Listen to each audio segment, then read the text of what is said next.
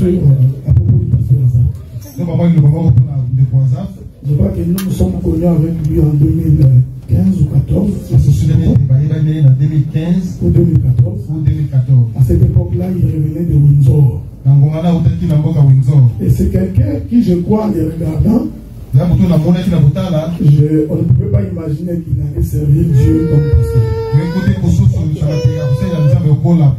Et à cette époque-là, c'était lui qui dirigeait le groupe des gens. Cette église ici a connu beaucoup de difficultés. Il a connu beaucoup de fissures. Et je crois que Azaf est la personne la plus fidèle que j'ai connue. C'est la personne la plus loyale que j'ai connue dans cette église. Et Azaf est la seule personne qui me fait les remarques sans me manquer du respect. J'ai eu beaucoup de désaccrochages avec Azaf.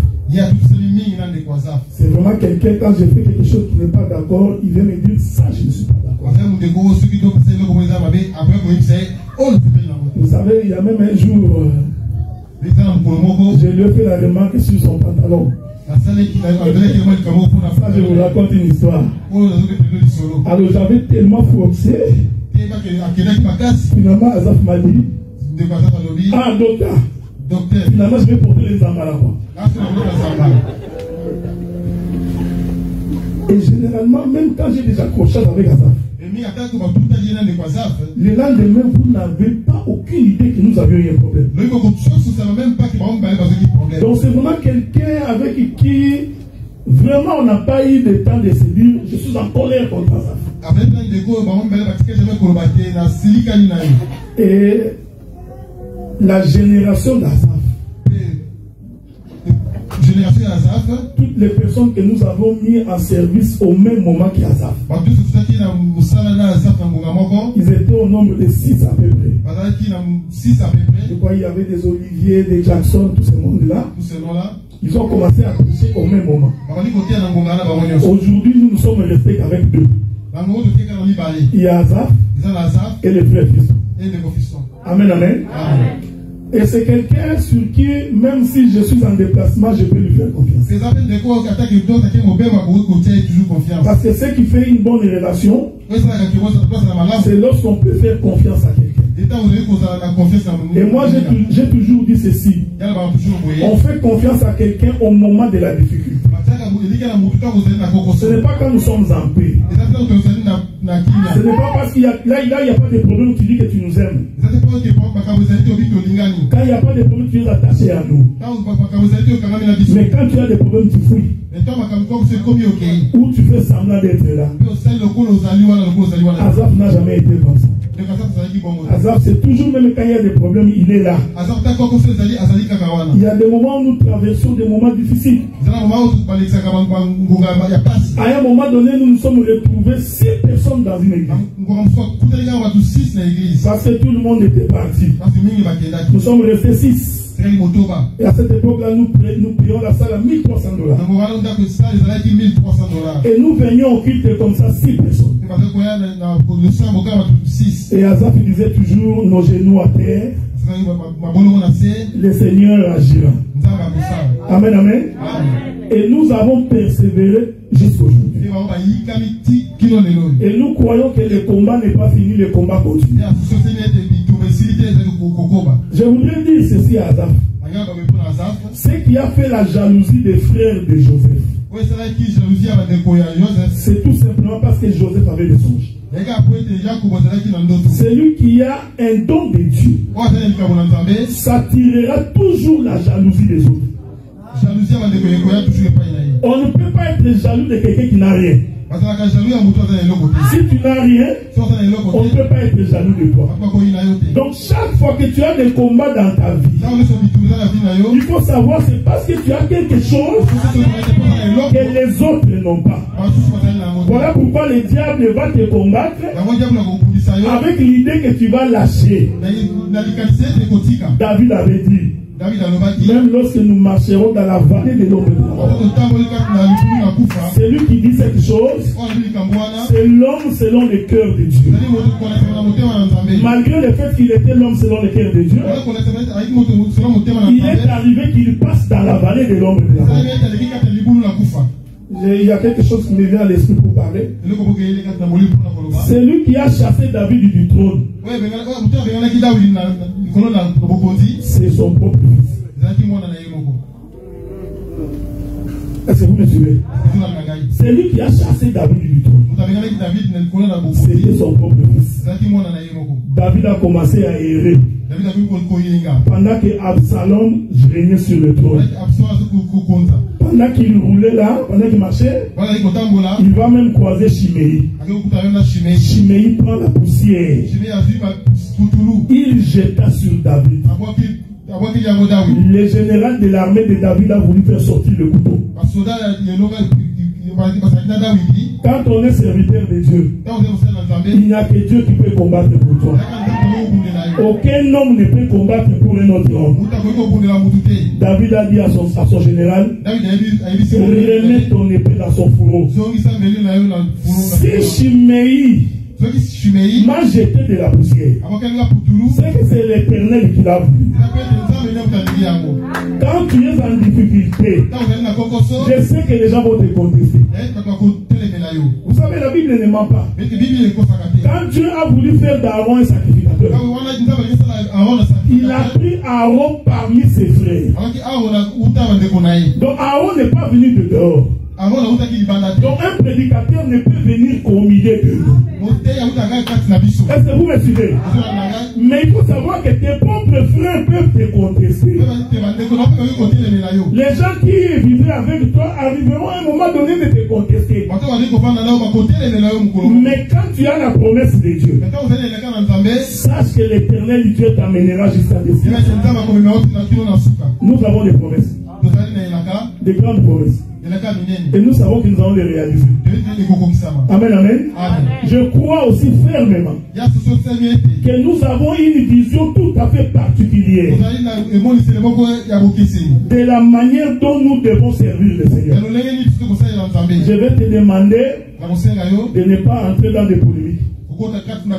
Nous n'avons pas eu cette chance-là. Nous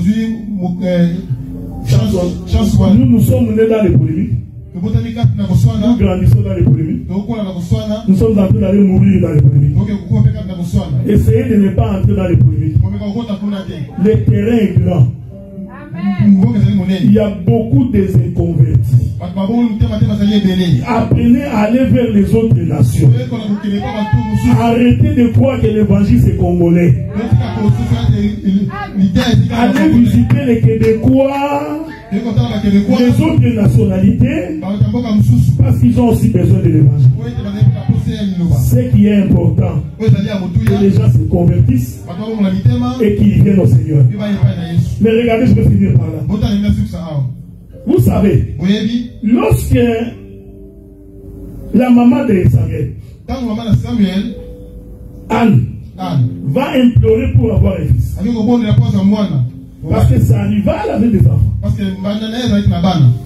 Tout le temps que cette femme priait, Dieu n'exauçait pas sa prière.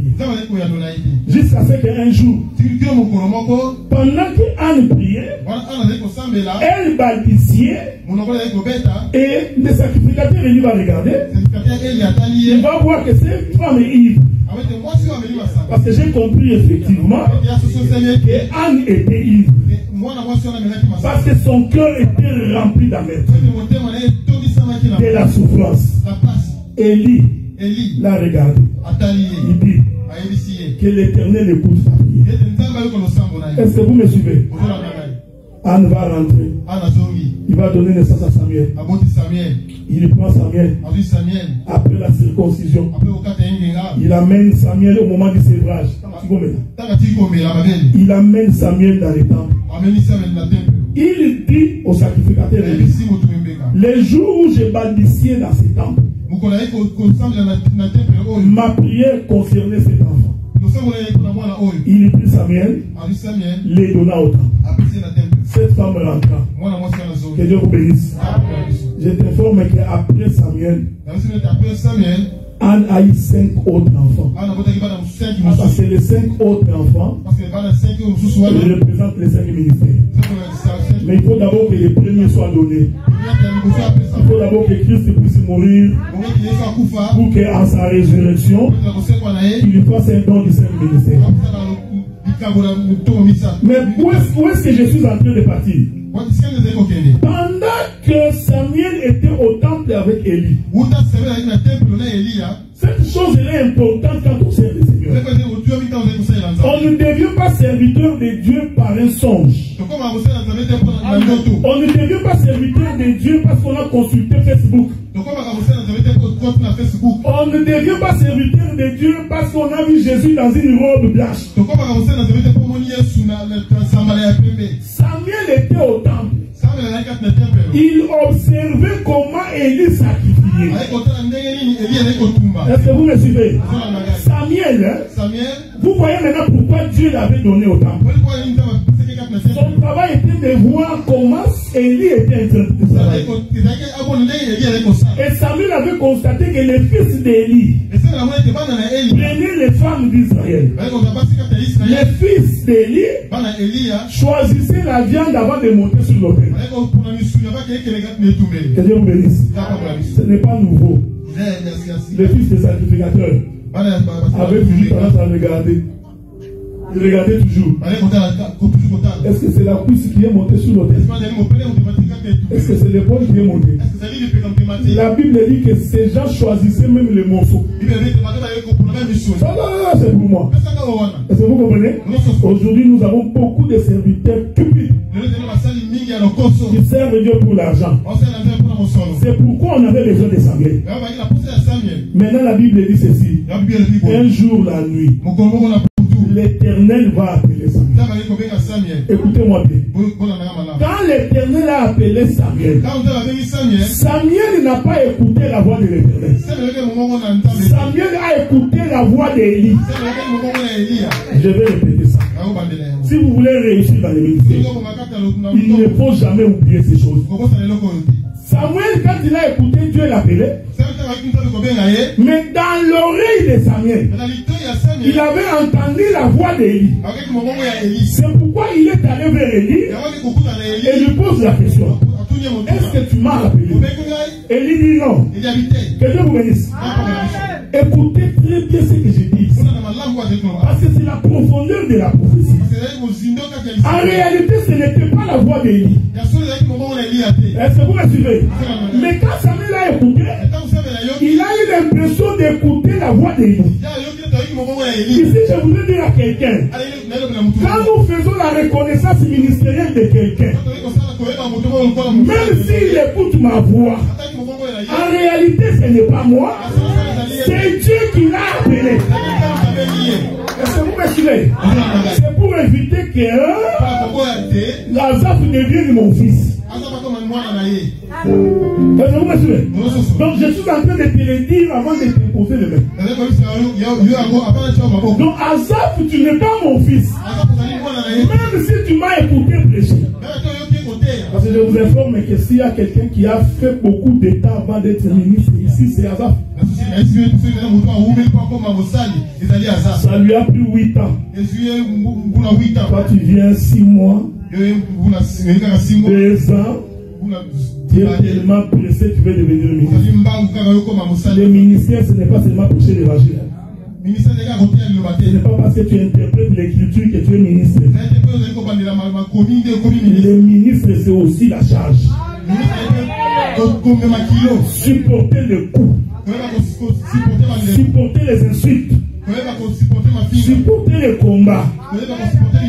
C'est ça le ministère. C'est pourquoi ça prend 8 ans. Parce qu'il a tout vu avec le ministère. Donc il n'y a rien que tu verras après qui va t'étonner. Est-ce que vous me suivez?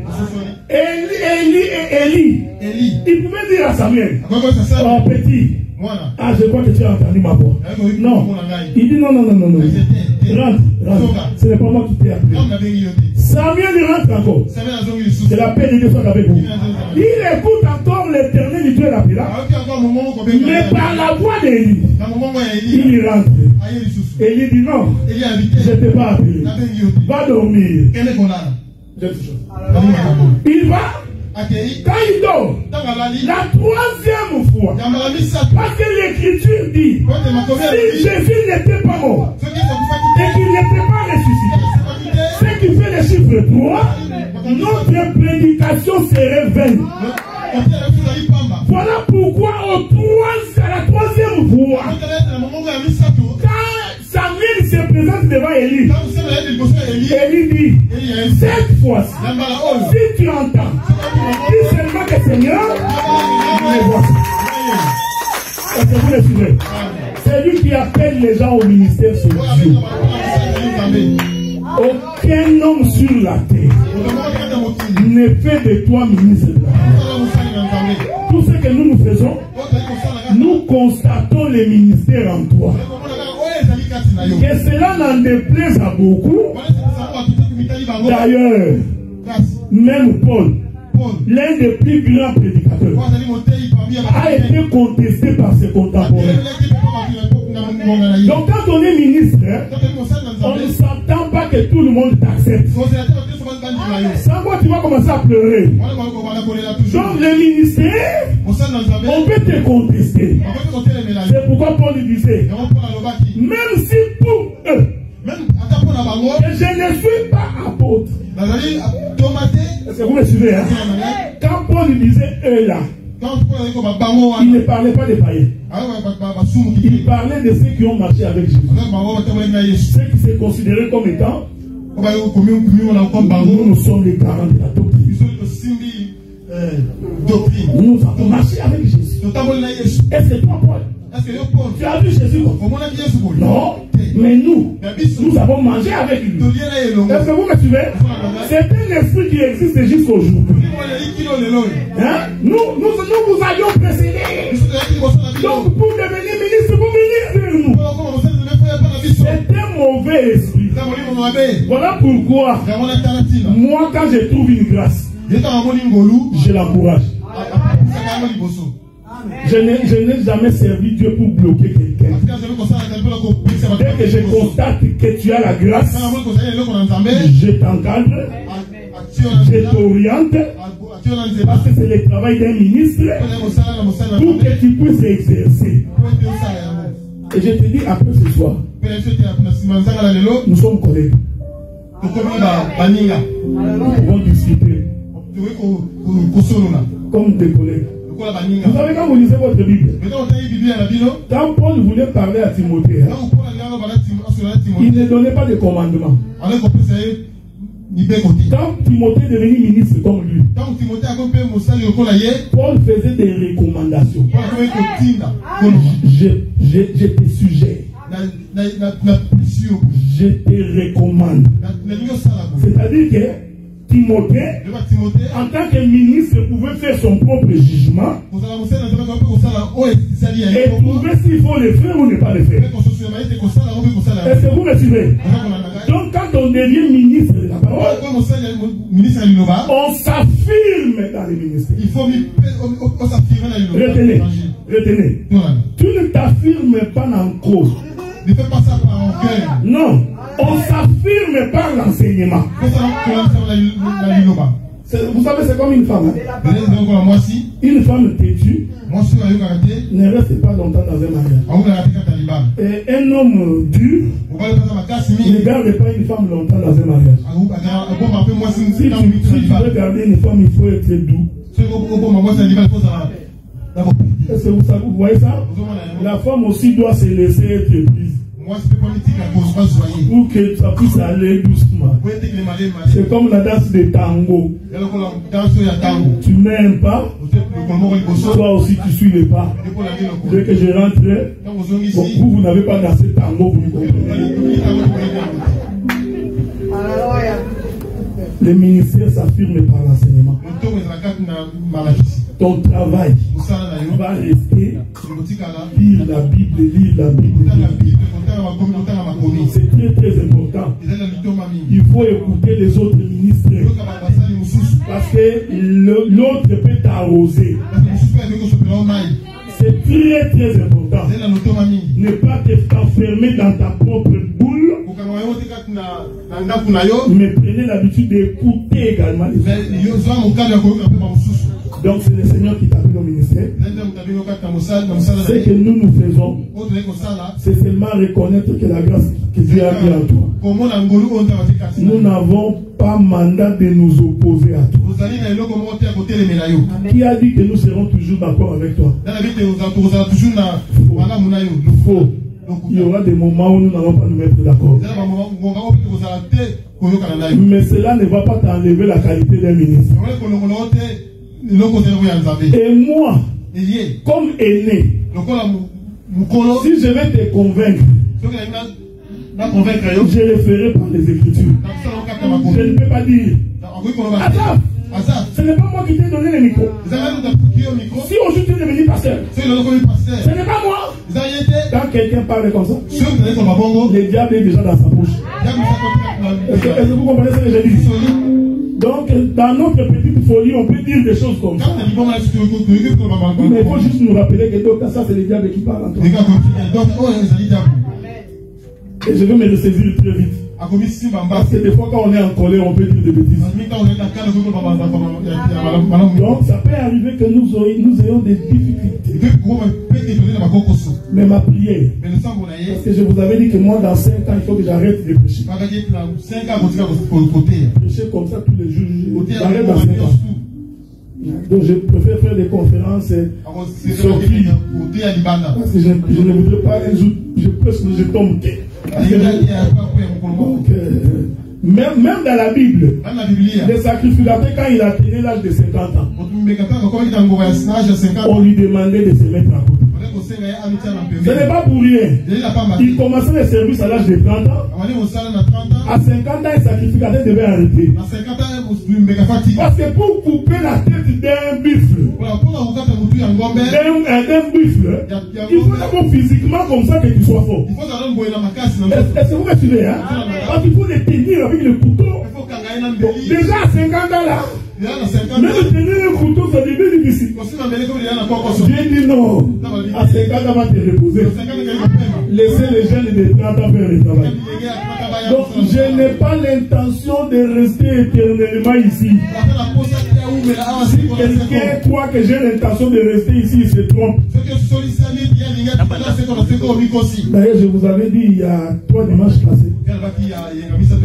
Et si je savais que servir Dieu c'est comme ça, moi je n'allais pas être prédicateur. Ça je vous dis honnêtement, les seuls mes témoins. Avec tout ce que je vois là, j'aurais préféré rester dans les bancs et écouter. Mais que faire? Je suis déjà dedans. Alors je suis en train de forcer pour prendre ma retraite. Je voudrais sortir dans la paix. Les gens qui cherchent ma mort, attendez, je vais partir bientôt. Ne cherchez pas que je puisse mourir avant, je partirai bientôt. Voilà pourquoi Hazard, cette église est la vôtre. C'est vraiment ton église. Il faut que tu prennes ça à cœur. Je l'ai dit devant tout le monde que cette église est la vôtre. C'est-à-dire tu prends le temps de gérer l'église, gérer les prédicateurs, les présidents de culte. Tu n'as pas besoin de demander mon avis. Tu peux demander mon conseil, mais tu es ministre. Que la paix de Dieu soit avec vous. Ça, c'est l'ordre de l'église. Donc, après ici, tu deviens mon collègue. Donc, mon collègue ministre. Même si tu manges avec Zoulaï, Zoulaï doit savoir que tu es un homme de Dieu. Parce que si tu es en colère, Dieu peut la maudire. Si tu es en colère, quelque chose peut lui arriver. Est-ce que vous croyez cela? Hein? Parce que c'est un homme de Dieu. Quand il est en train de servir Dieu et que tu te mets sur son chemin pour l'empêcher de servir Dieu, Dieu peut se charger de toi. Voilà pourquoi il a besoin de la paix dans sa maison. Il a besoin de la tranquillité dans sa maison. Parce que s'il n'y a pas la paix, il ne peut pas servir Dieu. Je vais donner un témoignage. C'est parmi les quelques rares prédicateurs, quelques rares, qui n'est jamais venu se plaindre de sa femme. Je ne sais pas s'il cache les défauts de sa femme, mais en tout cas, Azaf ne nous a jamais dit que Zoulaï a fait ceci. Et Zoulaï, c'est aussi une de ces femmes très discrètes. C'est quelqu'un qui ne parle pas beaucoup. Que Dieu vous bénisse. Maintenant, je finis. Je voudrais, en finissant, dire ceci. Une église dont les femmes ne sont pas actives est une église qui va mourir. Même Jésus connaissait ces choses. C'est pourquoi il marchait avec les femmes. La prière d'une femme est différente de la prière de l'homme. Parce que dans la femme, il y a la maternité. Et cette maternité crée ce qu'on appelle la supplication. La femme, c'est la véritable intercesseuse. Est-ce que vous me suivez ce que je dis? Dieu a mis dans la femme une puissance qui n'est pas dans l'homme. Ce que j'ai dit ici, c'est par le Saint-Esprit. Dieu a mis dans la femme l'émotion la plus prononcée. Elle peut pleurer devant l'Éternel alors que l'homme ne peut pas faire ça. Parce que la femme sent la douleur de l'enfantement. C'est pourquoi même Jésus, pour mourir, il vient mourir comme une femme. Est-ce que vous me suivez? La Bible dit que comme une faiblesse. C'est comme ça que Jésus meurt. Et il intercède dans notre faveur. Donc les femmes sont importantes dans une église. Je vous encourage, vous qui avez créé le groupe de femmes, essayez de pousser loin cette chose-là. Prenez le temps entre vous aussi de partager la parole. Ce n'est pas un péché. Dans votre groupe-là, prenez le temps d'organiser des moments d'évangélisation. Les visites dans les familles doivent partir de votre groupe que vous avez créé. Est-ce que vous me suivez? C'est très très important. Donc j'ai appris que vous avez créé un groupe. Ce n'est pas seulement pour cotiser l'argent. Je sais que vous avez donné beaucoup d'argent. Mais prenez ça, mettez ça à l'actif pour l'œuvre de Dieu. Visitez les frères, visitez les sœurs. Organisez des moments de visite. J'ai parlé avec le pasteur Azaf. Avant que je l'impose les mains, je peux encore parler. Je profite. Amen. Laissez-moi profiter. Parce qu'après, il va me poser beaucoup de questions. J'étais en train de leur dire il faut que nous apprenions à vivre la charité. Nous levons l'option. Nous levons l'option. Si quelqu'un perd un membre de sa famille proche, son père, sa mère, ses propres frères, l'église a l'obligation de cotiser un minimum de $500. Ça doit être une règle au milieu de nous. Parce que l'amour, c'est aussi assister ceux qui sont en nous. Frère Neftali, parce que je sais que toi tu es très dur en matière d'argent.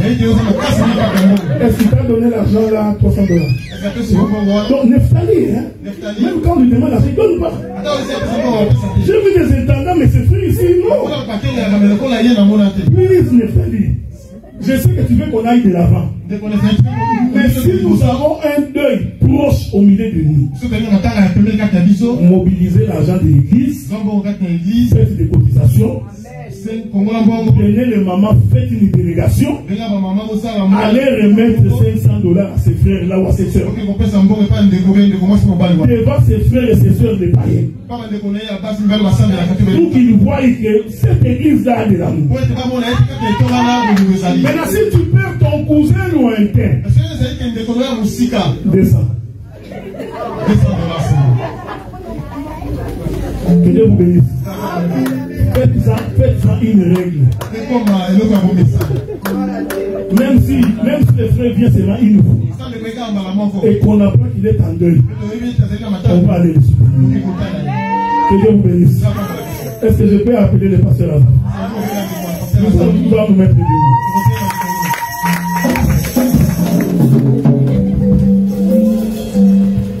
Minakuita baba, minakuita baba, emala kubaba, emala kubaba, emala kubaba, baba, baba minakuita, oh baba, minakuita baba, emala kubaba. Emala kubaba, emala kubaba, baba mina kuita, oh baba, mina kuita baba, emala kubaba, emala kubaba, emala kubaba, mina kuita Mungu majesty. Minakuita baba uzima, emala kubaba, emala kubaba, emala kubaba, baba, baba minakuita, oh baba, oh baba, emala kubaba, emala kubaba, emala kubaba, baba.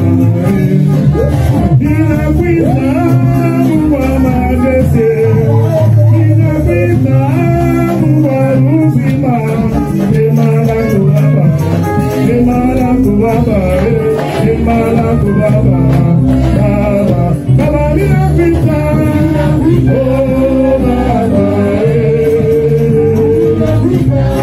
baba, emala kubaba, emala kubaba.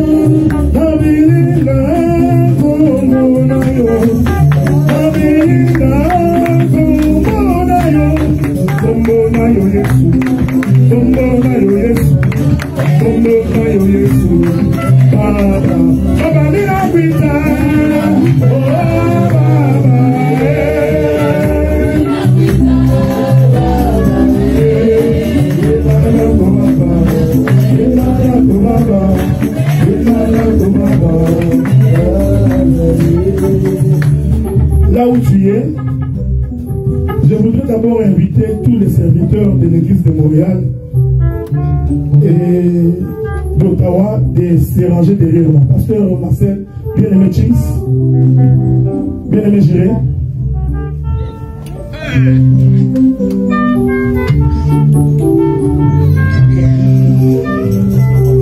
Là où tu es, tu vas d'abord élever ta voix. Recommander ce moment entre les mains du Seigneur. Recommander ce temps, ce serviteur de Dieu entre les mains de l'Éternel. Et quand nous aurons fini, j'imposerai les mains et je prierai pour les frères. Prions dans le nom du Seigneur. Nous te disons merci. Source de toute vie, créateur du ciel et de la terre, éternel Dieu en ces jours, nous voulons recommander les frères Azaf entre les saints. Dieu de toute gloire, Dieu de toute. Il entre dans ses champs puissants. Il entre dans ses champs. Élevé. Parle-nous. Parle-nous. Qui est comparable à toi?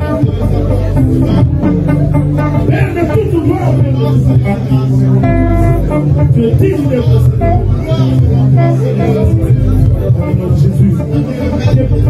Les forces puissantes soient manifestées. Que sa puissance est de verset signé par le nom de Jésus. Par le nom de Jésus. Par le nom de Jésus. Par le nom de Jésus.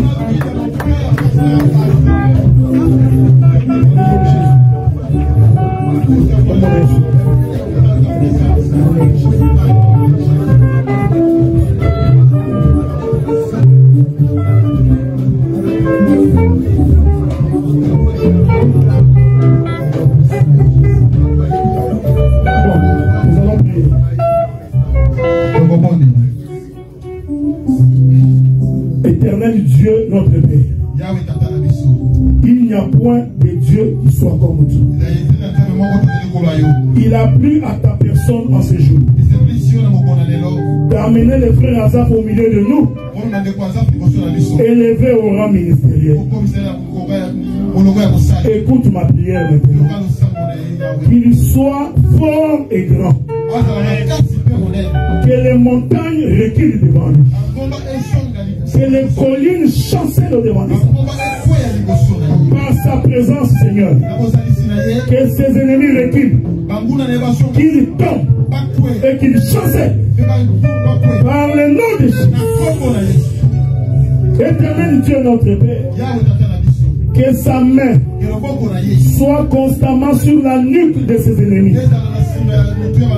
Et que ses ennemis se prosternent devant lui. Qu'il se courbe devant de sa face.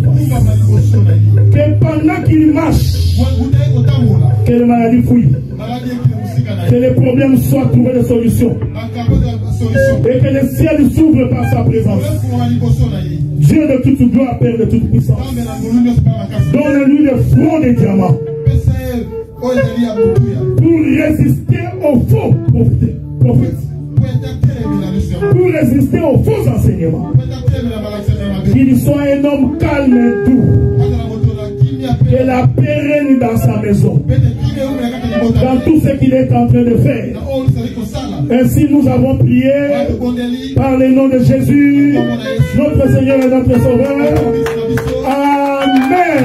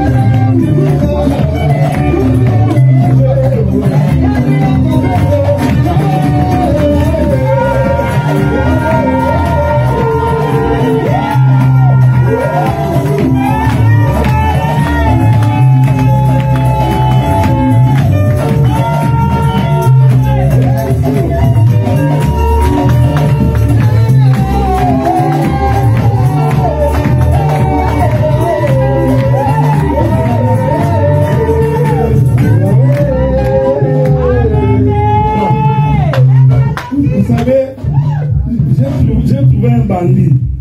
Vous savez, dans mon lit, qui dit que quand on fait la reconnaissance ministérielle, on ne peut pas fêter. Ça m'a étonné. L'anniversaire, il fête. Son fils a un diplôme, il fête. Il a trouvé un travail, il fête.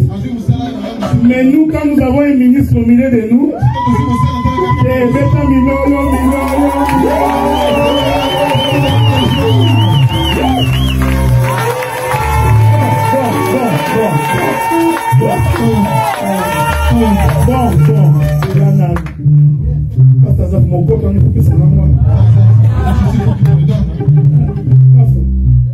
y a Croco.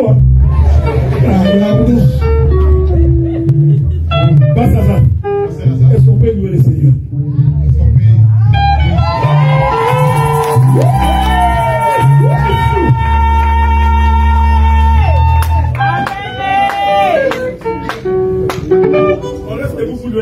On reste debout pour louer le Seigneur. On va appeler Maman Michel, les chantres.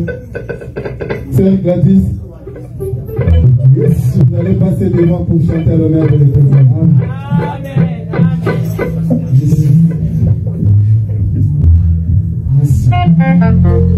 Yahweh, Yahweh, Yahweh, Yahweh, Osali